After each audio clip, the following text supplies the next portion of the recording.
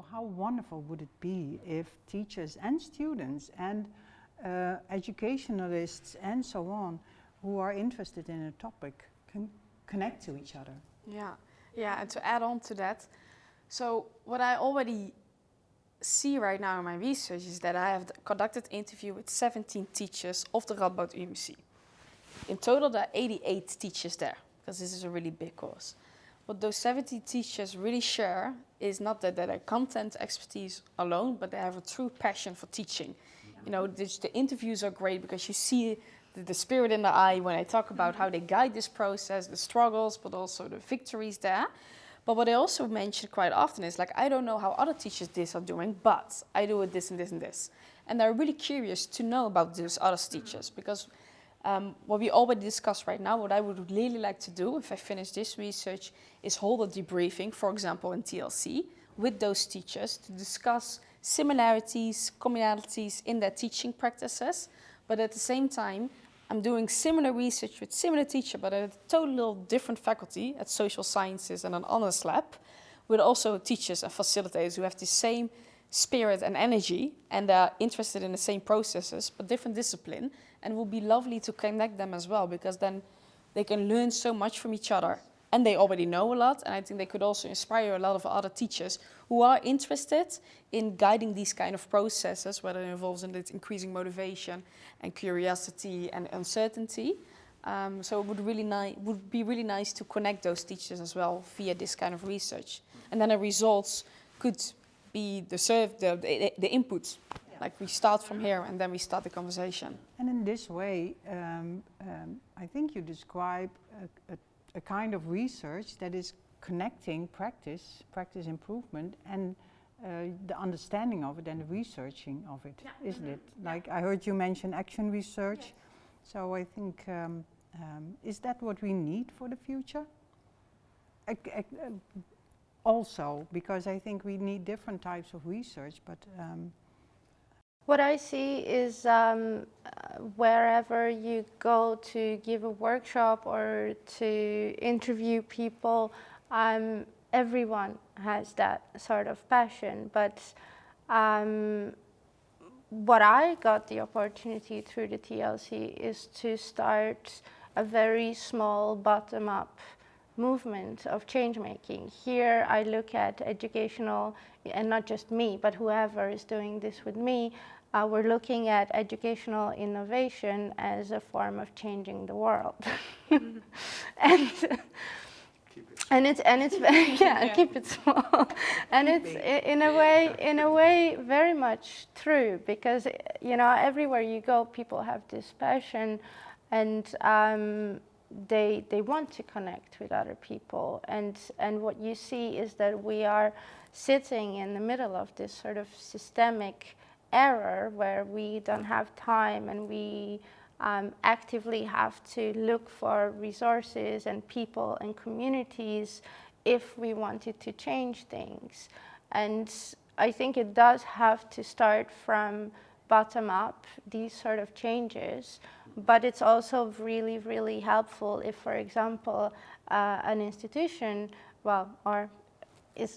an institution like TLC picks up such an issue and says, we are going to create and support such a community where researching our teaching and researching our community does take place, where you can in fact connect with each other and share with each other and co-create those beautiful visions, and then bringing that to a university board, bringing that to different faculties. I think that's the beauty of what we're doing here. It's just really, it takes time, and I think that's what we have to put up with. Okay. So for a long time, enough work to do, I guess, by doing.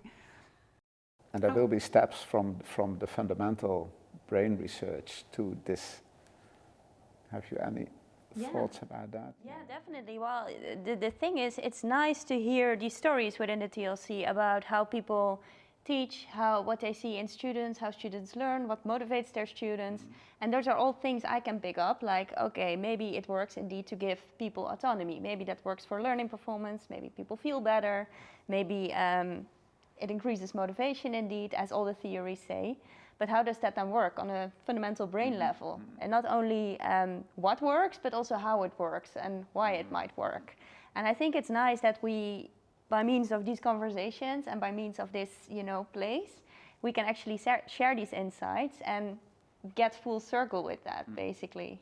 And this means that in some sense you can improve on your questions and how to operationalize your questions on the brain level by having these kind of conversations. Definitely, yeah. Definitely. While at the same time, what we do gets very much supported by that hard science, right? Or question, and it's really nice to see your results and then start thinking about, okay, is what I'm doing then actually working?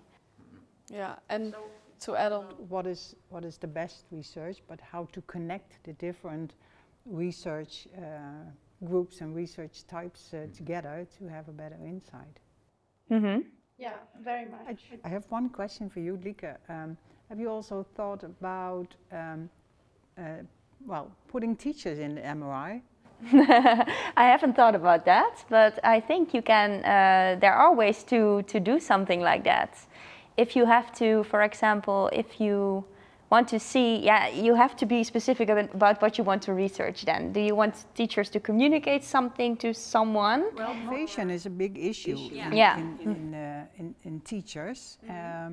So I think the tension between the autonomy they feel and I was just thinking, we study the learning of the students, but if we want to have a learning community where teachers and students learn,